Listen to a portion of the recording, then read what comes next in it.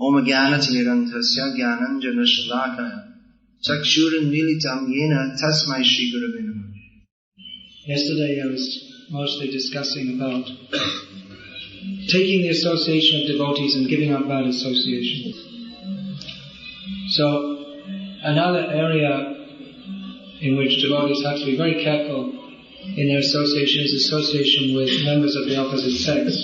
And this is one whole great subject to be considered for our advancement in Krishna consciousness. Advancement in Krishna consciousness means purification from all material desires and awakening our love for Krishna. So at the present moment our love for Krishna is covered by, or is perverted as envy of Krishna.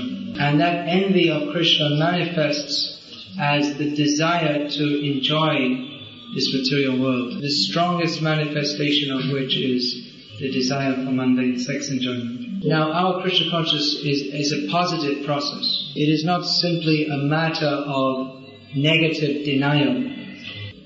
Just like the yogis, they go to the Himalayas to get away from the objects of the senses. But the devotees, they concentrate, rather than simply deny the objects of the senses, they purify their sense activities by engaging them in the service of Krishna. But at the same time, as long as we are in the neophyte condition, we have to be very careful of attraction towards sense gratification. Lord Krishna explains in the Bhagavad Gita that even one of the sense objects on which the mind dwells can just wash away all our spiritual advancement. Even the person he knows the philosophy of spiritual life and he's practicing it. The attraction of Maya is so deep-rooted that forgetting all that we have learned and practiced, if we're not careful, we can just be carried away as a boat is swept away by the wind. And this is particularly true of sex desire, which if indulged in illicit sex, it is a great disaster in the spiritual development of a devotee. But even if not grossly indulged in, it is a constant anchor on our advancement. Our pure love for Krishna, which is our natural state, is not manifest because we are still attached to the idea of enjoying this material world. And that perverted propensity to enjoy this material world is so strong, we have to be very careful not to put ourselves in a situation where our mind can be carried away. Now it's very important to hear about these topics regularly, because even though we discuss so many different philosophical topics, the basic points, what is the rope that ties us to this material world? That is sex desire. That we should regularly remind ourselves of this. Because due to our perverted tendency which we're carrying for millions of lifetimes, because of this, even while we are attempting to practice Krishna consciousness, we still harbor within our minds all kinds of desires for sense gratification. Therefore, it is important to regularly hear about and discuss the uselessness of trying to enjoy sense gratification in this material world. And this discussion is not only for brahmacharis and sannyasis. Everybody should know this. Because at the time of death, we have to take shelter of Krishna. No husband, wife, grandmother, or anybody else can help us at the time of death. At the time of death, we have to think of Krishna. So we should because material attachments develop around sex desire. So a devotee should be very careful to live his life in such a way that his sex desire is not exacerbated, increased. Now, of course, we do have the Grihastha ashram also, which is a halfway house. Yeah, that's an idiom. That is, in Prabhupada's words, it's a compromise compromised position. Not philosophical compromise, but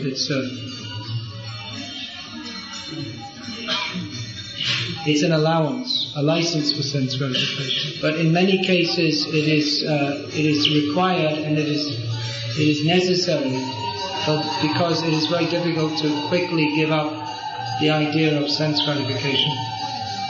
So everybody should hear these topics, even though they may sound rather gross. But Maya is gross.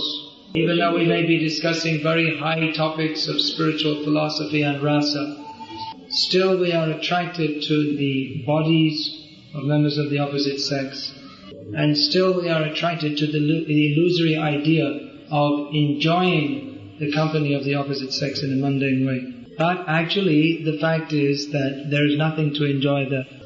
As Prabhupada sometimes said, sex pleasure is a 10th class pleasure at best. Prabhupada said it's the highest pleasure in the material world, but what is it? It's simply bringing together two urinals. It's gross, but that's it. Bringing together two places for urine. So it's gross, but that is the fact. That is the actual fact. This is the highest pleasure in the material world, about which poets write poetry. There's so many romantic novels, and every object from bars of soap to motor cars are sold on this principle. All it is simply bringing together two urinals. That's all. So actually, you don't want to say, huh? Anyway, typical. I mean, even urinal is not exactly the correct English word. Urinary organ, I don't know. Yeah. So, if you think about it logically, it's absolutely ridiculous. I mean, for a start, you're not this body anyway. This body is simply a bag of nasty things. And you want to get some pleasure by one bag of pus and blood and mucus and stool. You can just imagine if you say, lying on the side of the road, one nice bag. Looks like a very nice bag which someone just left on the side of the road. So you think, well, maybe I could take it and use it. So you look to see what's inside. It's full of fresh stool. How nice. So that's the body. Not only stool, but some kidney and liver and intestines and blood and semi-digested food. So this is the body that we're trying to enjoy. And the other body that we're attracted to is that's all. It's the same thing. There's nothing intrinsically attractive in an arrangement of legs and arms and mustaches and various parts of the body. But simply due to the power of the illusory energy, we take it as something attractive. Just like by the power of the illusory energy, when an ass sees a she-ass, he thinks, oh, what a beautiful she-ass. Or the hogs. In the West you don't see the hogs running around the streets. In India we do. When you're out on the parikrama, did you get to see some nice hogs? They don't have so many in this area. People are not so local. In Vrindavan you'll see plenty of hogs. In Vrindavan? Yeah. So the Indian hogs, they're more ugly than the Western hogs.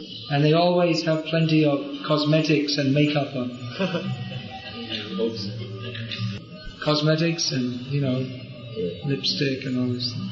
See, because they go in the drain where the stool comes, and so their body is covered with all this mud, which is mixed up with stool. And they stick their nose in the stool to eat it. So they have some nice, just like we have eye makeup, they have nose makeup. So when one hog sees another hog, he thinks, wow, Miss Universe. You're too good a brahmachari, you don't know what this means. Yeah, when one hog sees the she-hog, he thinks, oh, this is Miss Universe. See, now everyone's laughing because how can a hog be beautiful? Well, it's the same thing. How can a human being be beautiful? What is there? It's only the attraction of the illusory potency called Maya. And it appears to be the source of happiness. By the power of Maya, it seems that if we indulge in that, we will become happy. But the actual fact is that we become entangled in and suffer more and more material misery. And even worse, it covers our pure consciousness of Krishna. So therefore, devotees, at least, they have to be aware of these things. That this is the greatest enemy in our progress in spiritual life, this attachment to the opposite sex. Like I was saying, it may not be that everybody is going to remain totally aloof from that. We see most devotees, at some point they get married, and actually for women especially that is recommended. But we should know that this is not our aim and object. Our aim and object is to become attached to Krishna. So therefore, even in Krishna conscious family life, the attachment which is there, that should be focused on Krishna. And for those who are brahmacharis, if you're not excessively agitated or disturbed, then it's a very good platform to aspire to go back to Godhead from, by not getting unnecessarily entangled in all these things. Now the whole Vedic culture that aims at overcoming these material desires. Therefore in Vedic culture, association between the sexes is very much limited. In the modern age, this has been thrown out. Otherwise, previously in the Western world also, association between the sexes was restricted. Maybe not as much as in India, but it was certainly restricted. Even in the Western countries 2 or 3 generations ago, there was no question of a man making friends with someone else's wife. There was no question of divorce. Even in the Western countries, the manner of dressing was very conservative so as to cover the body. So many ideas have been introduced in the modern age, such as that the sexes should mix up freely, and all this idea of fashions and hairstyles and all this kind of thing. This is all being developed simply on the basis of sex attraction. So devotees should they should observe great caution in dealing with members of the opposite sex, even though they are devotees. But still, as long as we are influenced by material desires, which means we all have a long way to go, we should be very careful. Shastra gives the example of fire and butter. If butter is put in the proximity of fire, it will melt. It is a natural principle. Similarly, if men come in the association of women, they will melt. That is a natural principle. So caution should be exercised even in the society of devotees, especially in the society of devotees. Caution, that doesn't mean disrespect or contempt. That is a misconception. Just like sometimes we see that maybe fanatical brahmacharis, they hate the women. But actually the attitude should be of one of respect. A brahmachari should respect all women as mother. And he should understand that the woman is not his enemy, but his own lust is his enemy. And he should be cautious in his dealings, not because of any fault of the other person, but because of his own fault. So this is a basic principle of advancement in Krishna consciousness. If we are cultivating sex desire, we cannot cultivate Krishna consciousness. Or we cannot make rapid advancement. Hare Krishna. Is there any question?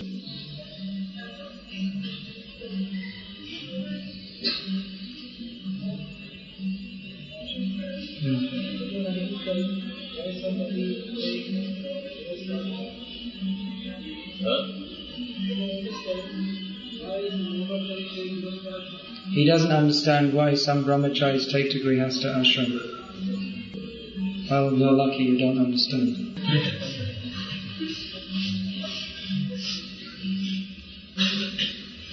It doesn't make any sense. But it makes sense if it doesn't make any sense if we consider that the goal of life is to go back to Godhead, which involves giving up all material desires. So considering that, well, what's the benefit of getting married? How is it going to help you? But there are devotees who realistically see their own position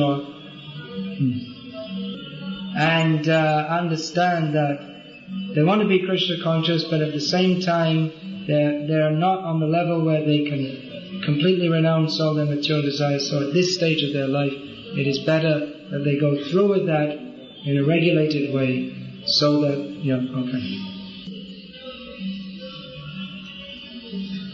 there's some other question? Yeah, let's take one here.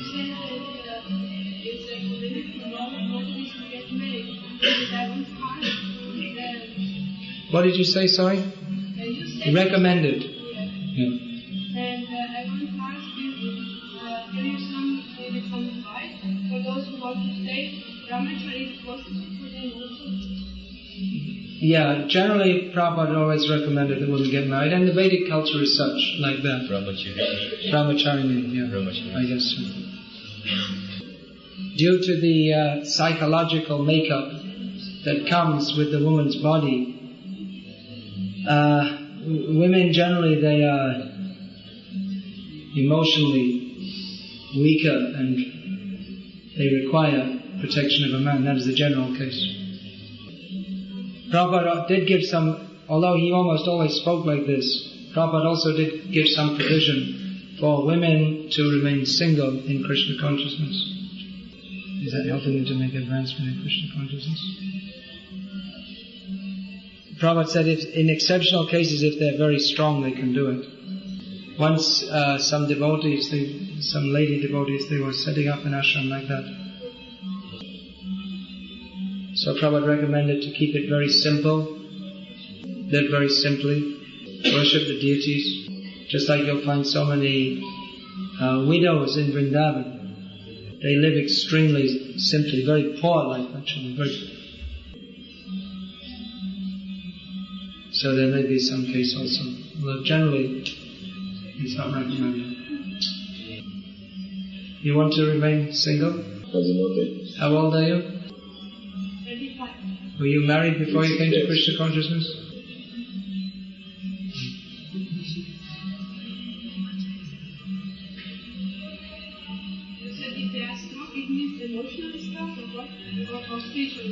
Well, spiritually strong, yeah. If you're spiritually strong, then emotionally strong is included. Emotionally strong doesn't necessarily mean spiritually strong.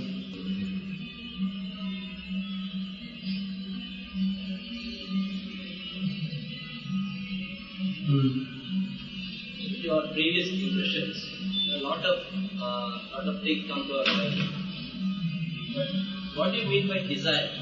When we take the stand against them, still they are existing, or we call them, they themselves as desire, the impressions which... I'm sorry, could you clarify your question? Like your previous impressions, a lot of things which come to our mind, are they themselves by desire, or the stand which we take to satisfy them? Alright, Did you understand? Can you translate that? In our subconsciousness are stored millions of impressions of previous engagements in sense gratification. Every interaction of the senses with the sense objects that we've done in previous lives is stored in our subconsciousness. And in the conditioned state, it is the strong tendency of the conditioned soul to examine those different impressions and the present impressions we have with the thought of enjoying the facilities offered by Maya.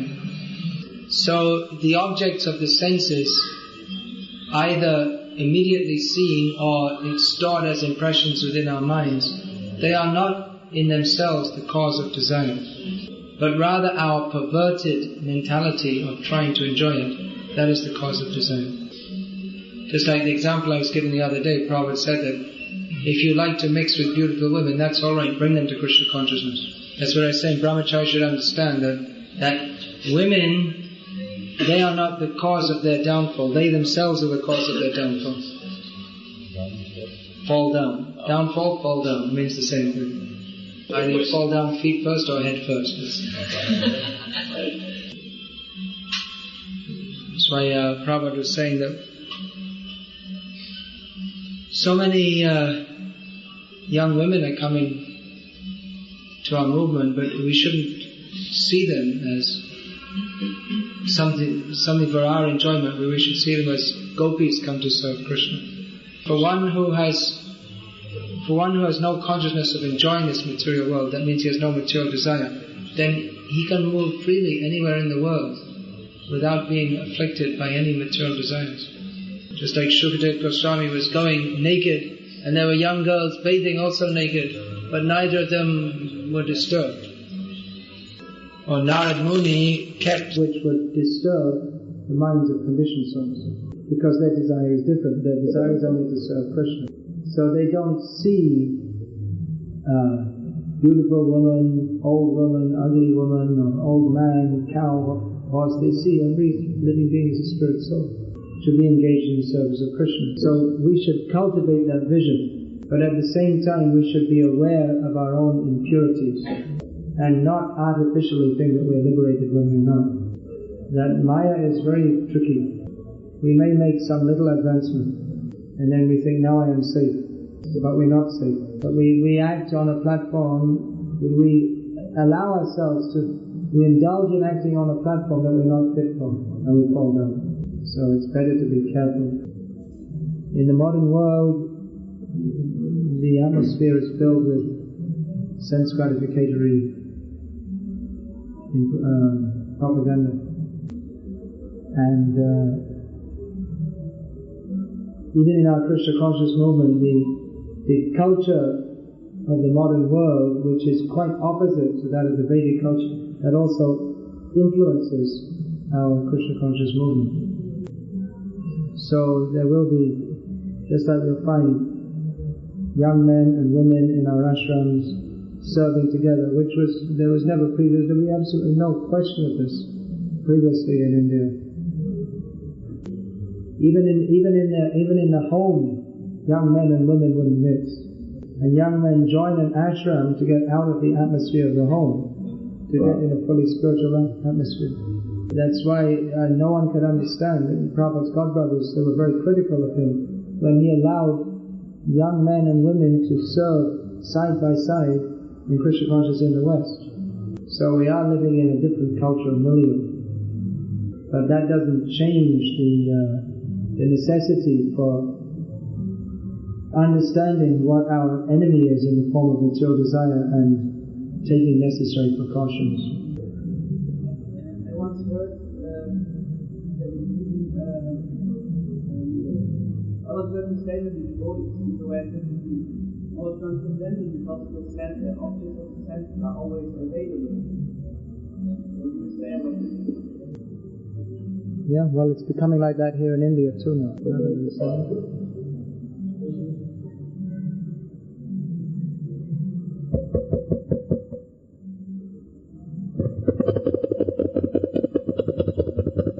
Hare Krishna.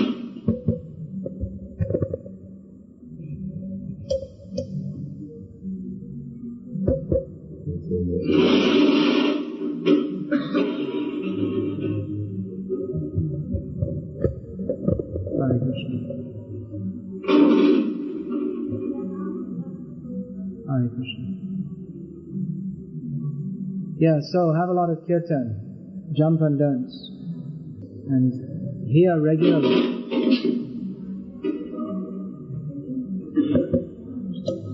And we have to become absorbed in Krishna consciousness.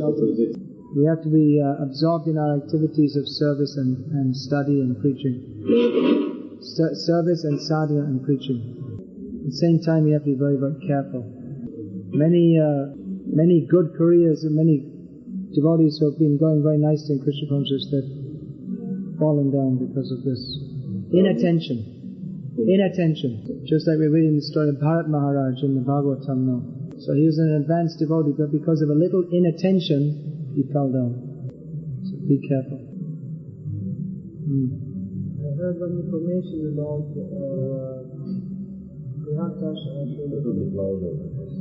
I heard information about Grihasthas and it's recommending in Kali Yuga for Grihasthas that they should stay Grihasthas till the end of their life.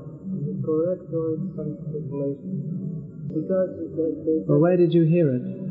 one devotee told me it's a statement of Swami Prabhu. Well, I never read it in the books of Srila A.C. Bhaktivedanta Swami Prabhupada. And Prabhupada again and again quotes, Panchas Urdhvang Vanang Vrajit. At the age of 50, one should give up family life. So I don't know if Krishna Prabhu said that or not. I have the highest respect for him as a great devotee and preacher in the Grihastha ashram. But as far as I've read in Prabhupada's books, he repeatedly gives this quote that one should become detached.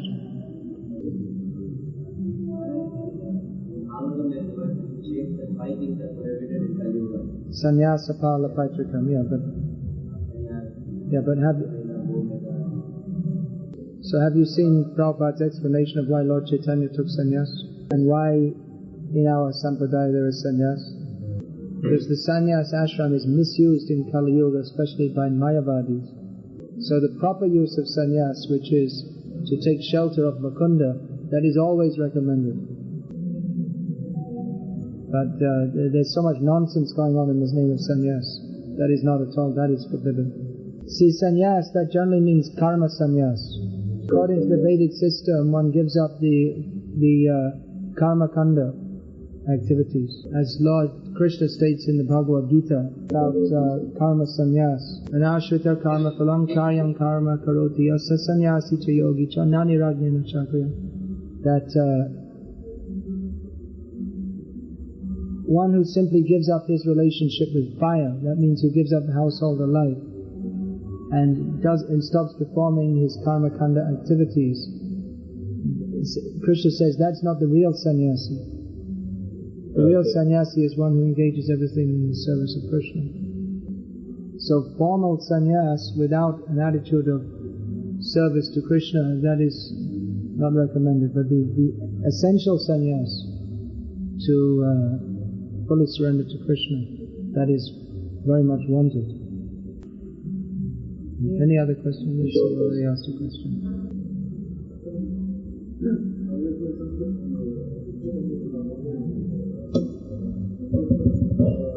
Hare Krishna.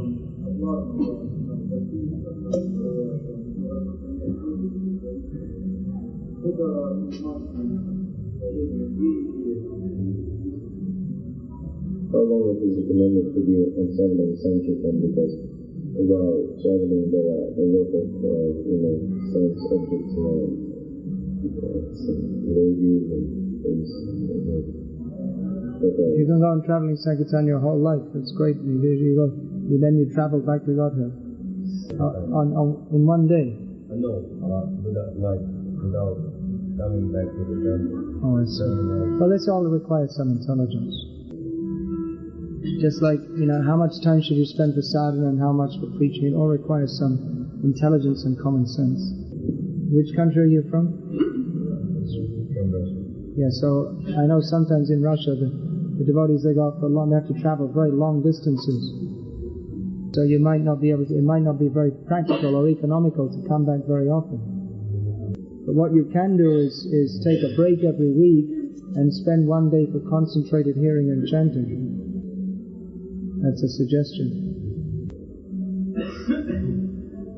Another suggestion is to organize if you're traveling in remote areas, to contact some people who have some variety. You can contact some people who are interested and have some program in their home like that. That will help to keep you enlivened. These are suggestions. You have to work that out with your Sankirtan leaders. But you should be careful also that in the name of pushing Sankirtan, you don't become weak. We want our Sankirtan devotees to go on and on. Not that they push, and after a short time they snap and they can't do anything. Everything should be done intelligently.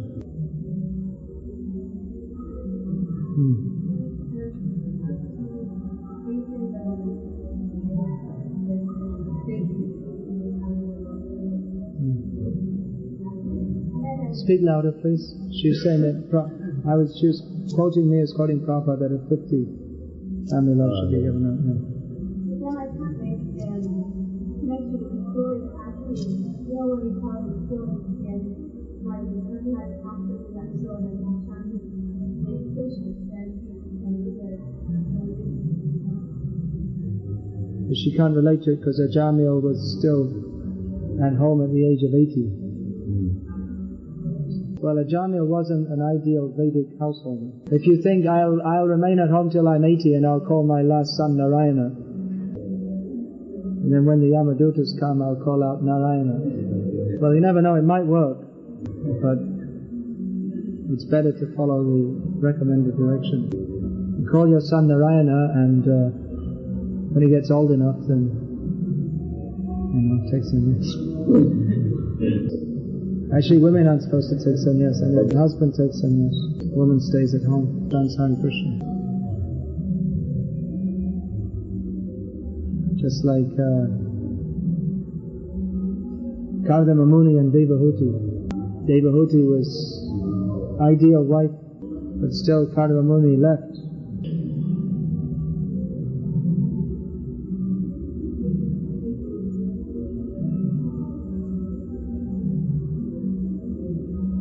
These are cruel subjects.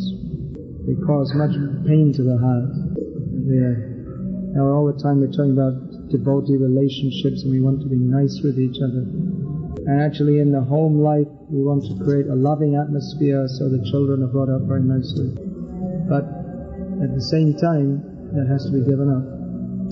If you don't give it up at the age of 50, you have to give it up anyway at the time of death.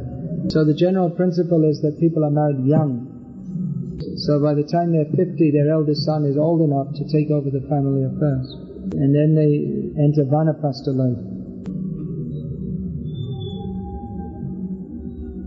So that you're preparing for death actually from the age of 50. Actually the whole life is meant for preparing for death.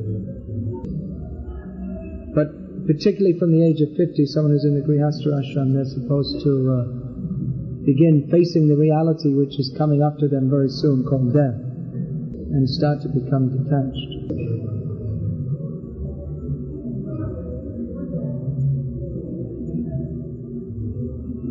These are often very difficult subjects for us to understand, because we're not living in such a culture. We don't see such examples. For those who are living in that culture, it's the most natural thing to do that, just to leave home at an older age. But anyway, whatever culture we're living in, the fact is the same, that we have to prepare for death by cultivating attachment to Krishna and detachment from everything material.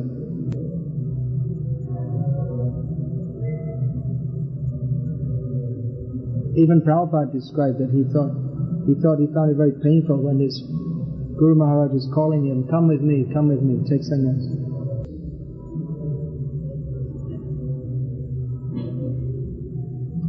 Smaran nityam anityatvam. Always remember that everything in this world is temporary.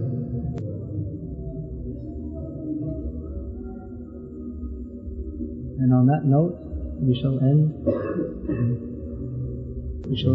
the class today. Hare Krishna.